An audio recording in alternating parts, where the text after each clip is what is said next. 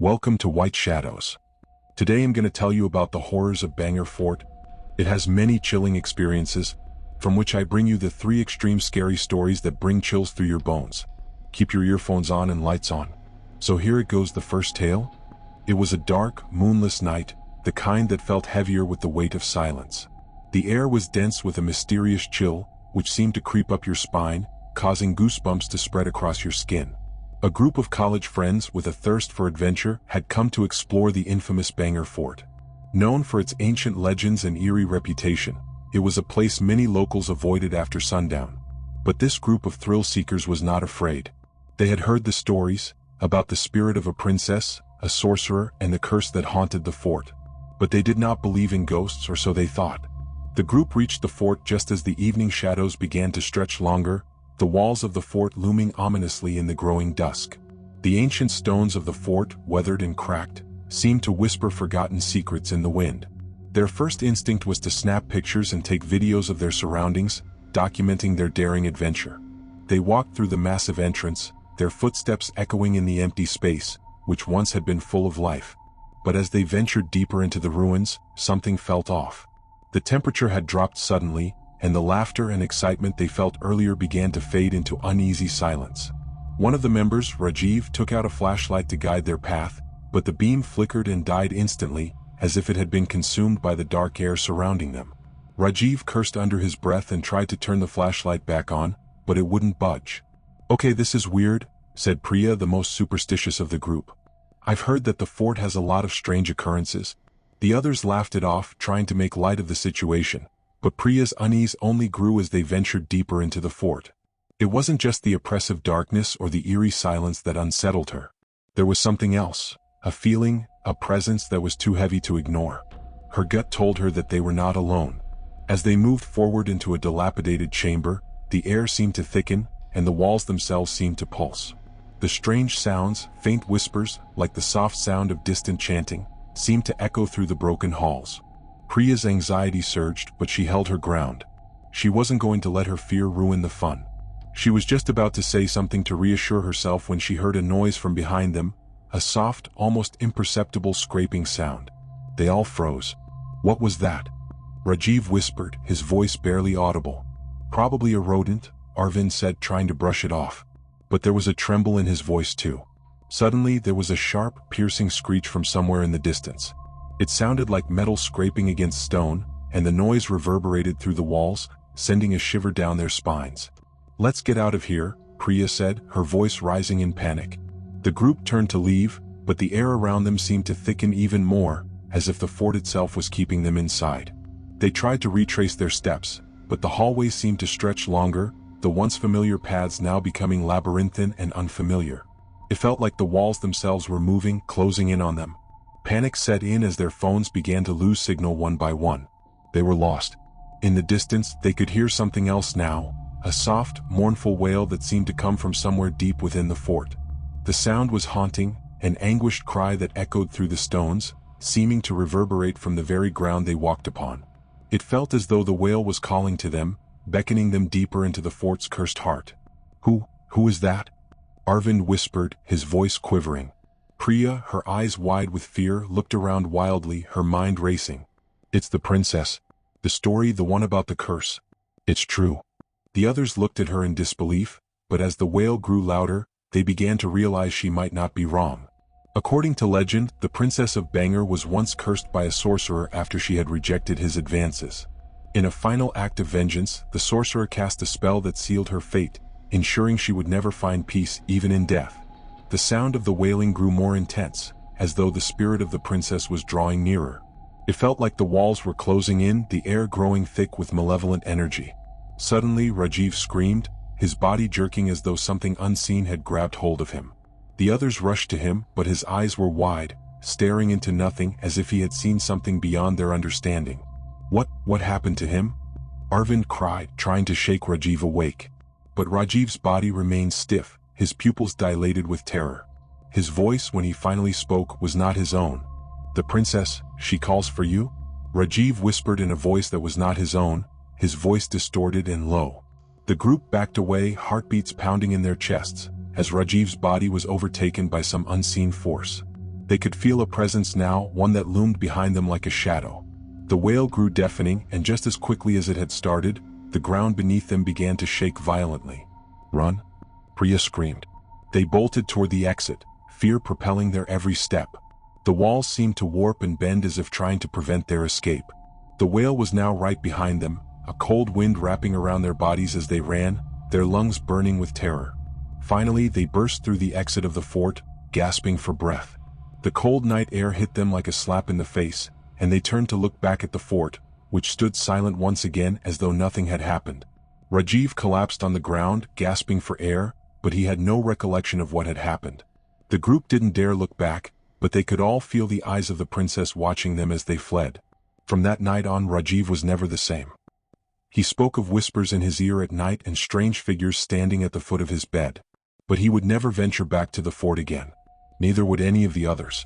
And to this day, the curse of Bhangarh Fort lives on, waiting for the next soul to wander too close to its haunted walls. The next story is of ghostly rider of Bhangarh. Are you ready?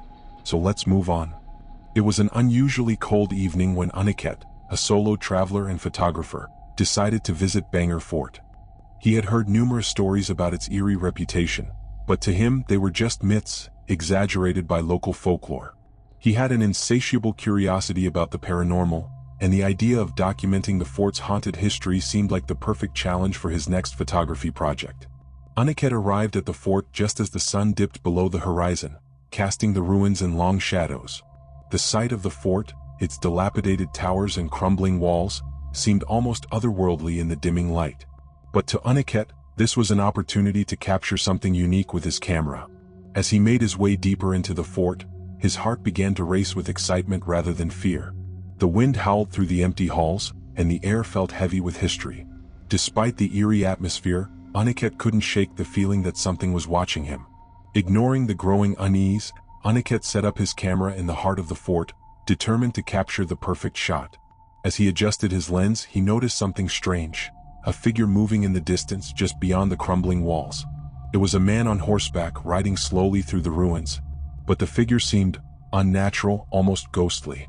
The rider was dressed in ancient armor, with a helmet that obscured his face, and the horse beneath him moved with an unnatural grace, gliding over the ground as though it wasn't bound by the laws of physics.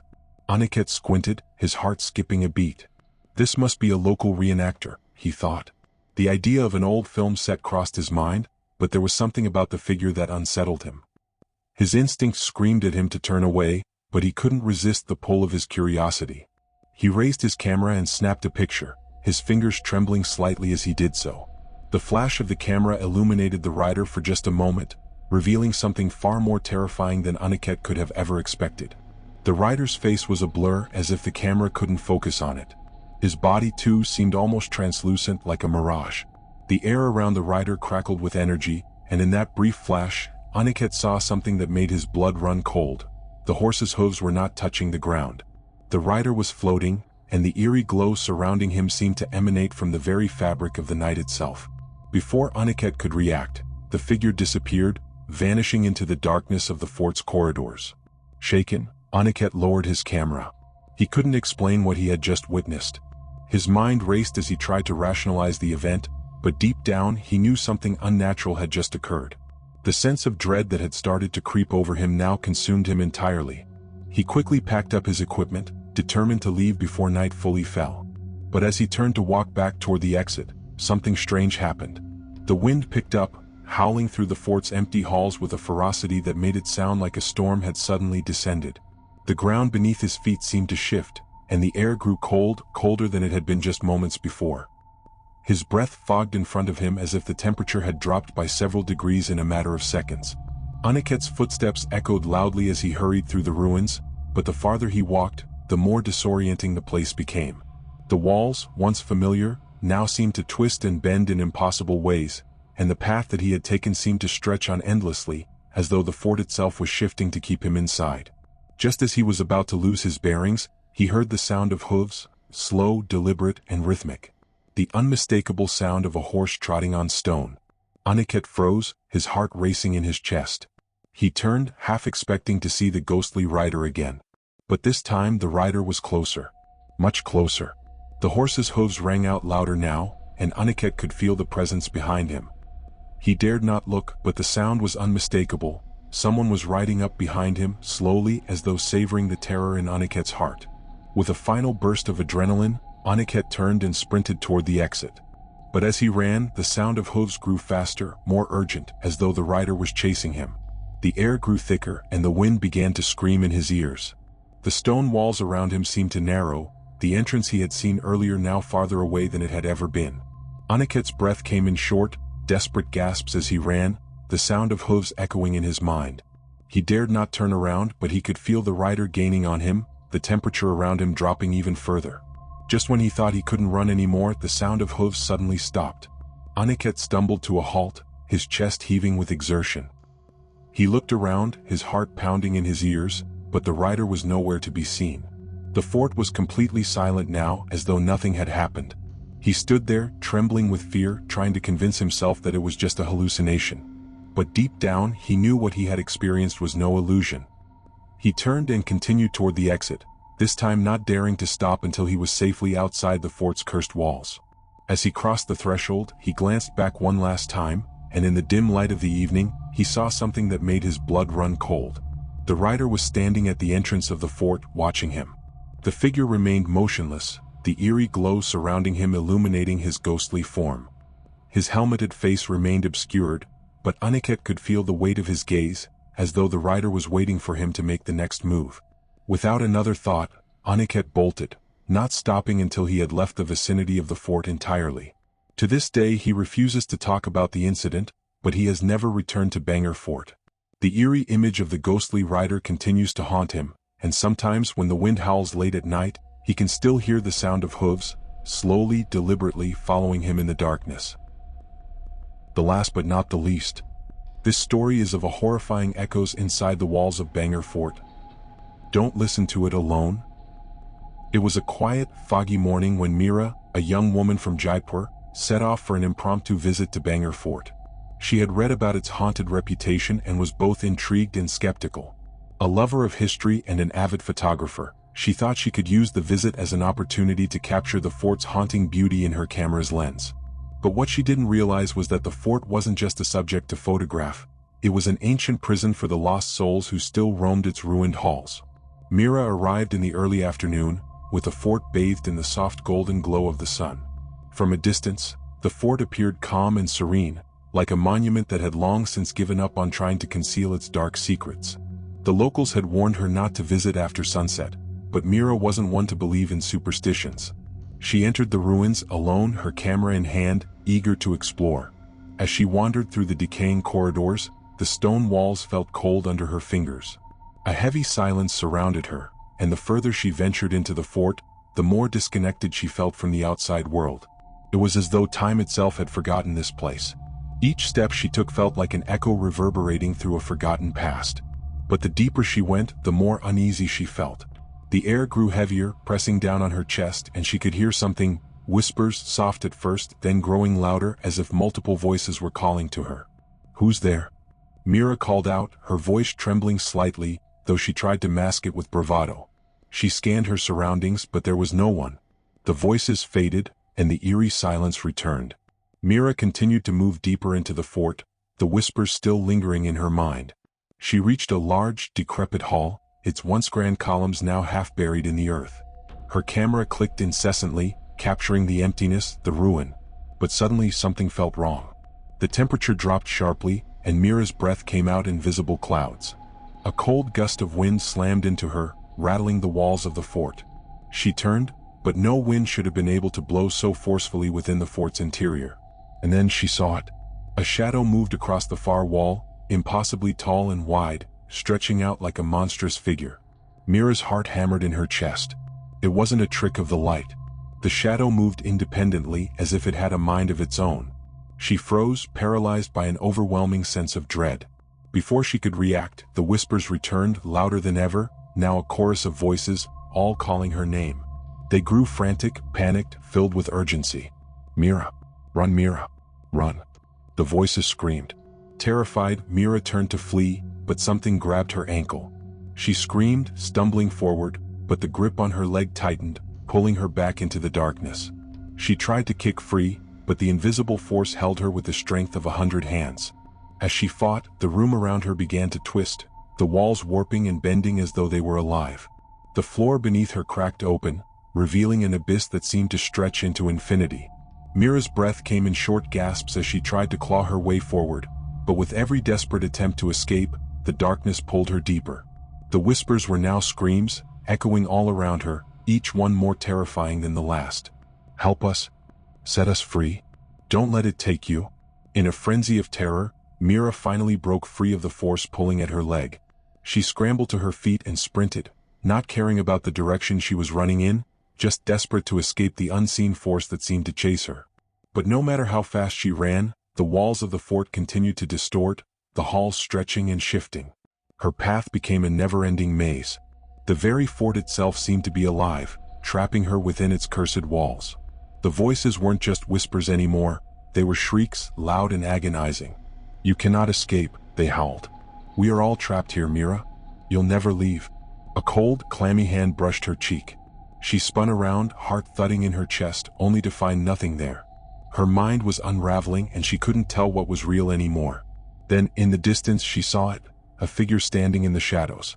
A woman dressed in a tattered white gown, her long black hair hanging like a veil over her face. She was motionless, but her presence was undeniable. Mira's heart skipped a beat. She knew this was no ordinary person. This was one of the spirits of Bhangarh, a lost soul doomed to wander the forsaken fort for eternity. "Why are you here?" the figure whispered, her voice distorted and hollow. "You shouldn't have come. You cannot leave." Terrified, Mira tried to turn and run, but her legs refused to move. It was as though the very ground had turned to quicksand, holding her in place. The woman's figure stepped forward, her feet barely touching the ground, floating toward Mira like a specter. "You are the next," the woman said, her voice now a rasping, guttural sound. "You will join us in the dark, trapped forever." Mira's body shook with terror. She could feel her sanity slipping away as the figure inched closer, her face still hidden behind that veil of hair. The screams from the other spirits grew louder, drowning out all other sound. "Please?" Mira screamed, her voice hoarse from fear, but the woman did not answer. Suddenly, the air around her began to crackle, and the figure reached out, her fingers icy cold. "You will stay with us now," the woman whispered, and Mira felt the life being drained from her body. The darkness closed in around her like a suffocating weight. But just as she felt herself slipping into unconsciousness, she heard the faint sound of footsteps, real, solid footsteps, coming from behind her. She turned, and through the murky darkness she saw a faint silhouette, another figure, but this one was not an apparition. It was a man, tall and broad-shouldered, his face obscured by a hood. He was moving swiftly, heading toward her with purpose. The ghostly woman hissed, recoiling as though the figure was her enemy. With a sudden, deafening wail, the figure of the woman vanished into thin air, leaving Mira alone, gasping for air. The man, whoever he was, approached Mira, his eyes full of understanding and sorrow. He reached out a hand to her. "Come with me," he said softly. "This place is cursed, but I can help you leave." In a daze, Mira took his hand, her mind barely processing the words. She didn't know who he was, but in that moment he was her only lifeline. As they hurried out of the fort, the dark whispers and shrieks faded away, but the image of the woman's face, twisted in rage and hunger, stayed with her. Mira never spoke of the man again. She left Bhangarh that night, and though she continued to photograph ruins and ancient sites, Bhangarh was never part of her journey again. She knew that the fort held more than just ghosts, it held something far darker. And the worst part was, Mira always wondered if the man who had saved her was really a savior, or just another lost soul trapped forever like the others.